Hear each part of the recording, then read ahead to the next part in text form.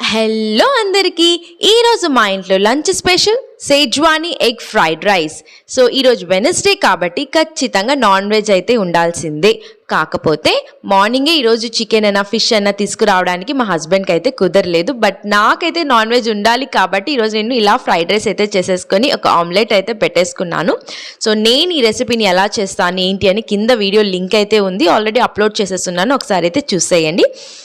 అలాగే మీలో ఎంతమందికి నాలాగా నాన్ వెజ్ ప్రియులు ఉన్నారో వాళ్ళు ఖచ్చితంగా కామెంట్ అయితే చేసేయండి. దాంతోపాటు మీరు ఈరోజు ఏం స్పెషల్ చేసుకున్నారో అది కూడా కామెంట్ చేసేయండి. ఈ వీడియో కానీ మీకు నచ్చినట్లయితే ఖచ్చితంగా లైక్ చేయండి, షేర్ చేయండి, సబ్స్క్రైబ్ చేసుకోండి.